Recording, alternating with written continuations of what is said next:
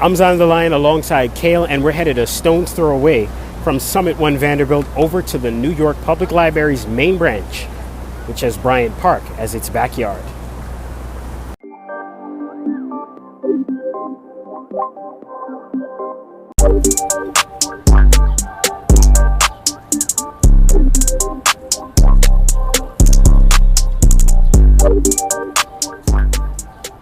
Bryant Park is a privately run park located between West 40th through 42nd Streets at 5th and 6th Avenues. The eastern half of Bryant Park is occupied by the main branch of the New York Public Library. The western half, which contains a lawn, shaded walkways, and amenities such as a carousel, is located just 6 feet above the library's underground Stax archive. The site that is now Bryant Park went from being a burial ground for the poor to a public square that was adjacent to a reservoir that is the library today. It quite literally serves as the library's backyard and is a place to lounge off in the sun in the middle of the urban sprawl of Midtown Manhattan.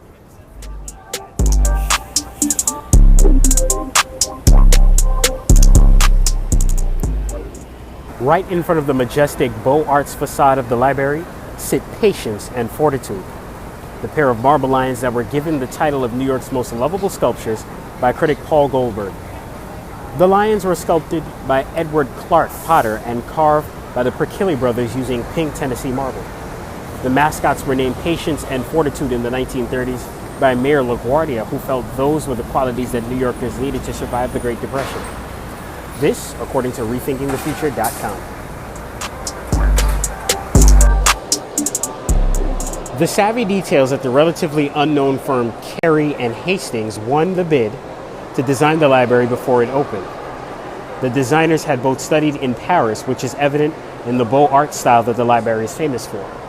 Their design was considered one of the greatest examples of Beaux Arts architecture, and it served as a template for libraries around the world.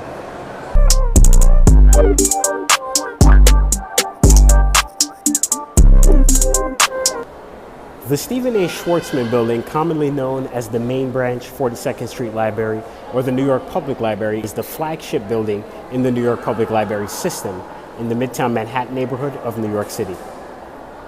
Before the library was built, the site was home to the Croton Reservoir, which carried drinking water from upstate New York. The reservoir was dismantled in 1902, and the library went into construction.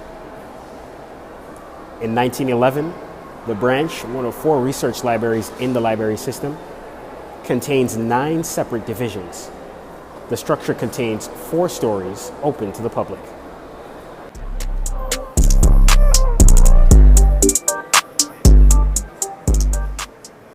I'm currently in the Solomon Reading Room, but the Rose Reading Room at Manhattan's New York Public Library first opened in 1911.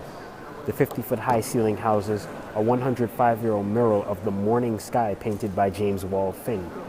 Surrounding this mural is a frame of incarnate craving and plasterwork featuring floral motifs, rosettes, ancants, and leaves, among others. This mural was painted to give readers a sense of calm and serenity, like it would feel to read in the open air under the sky.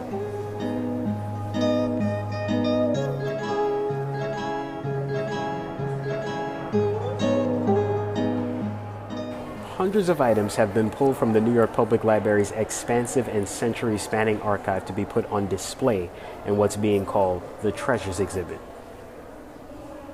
Apologies for the darkness, but Time Out New York reports that only 7 manuscript versions of the Declaration of Independence are known to survive in the hand of Thomas Jefferson.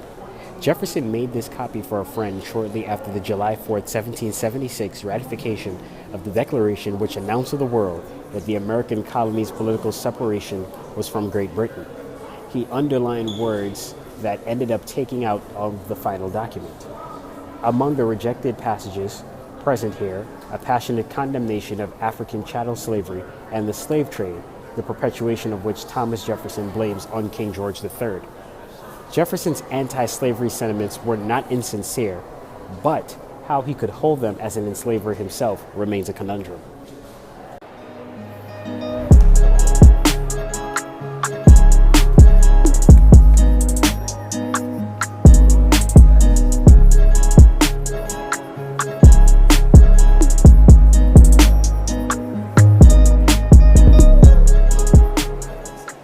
I'm standing underneath the Mcgraw Rotunda, which includes walnut paneling and a vaulted ceiling. Located on the walls and on the ceiling, the mirrors are entitled The Story of the Recorded World and were painted in 1937 by Edward Laning.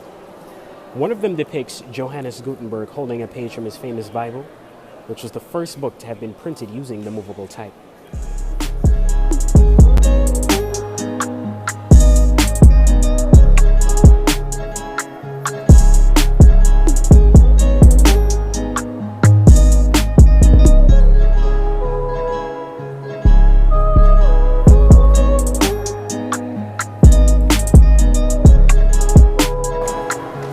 Well, that's it from the historic New York Public Library. I'm Zion the Lion for Access NYC.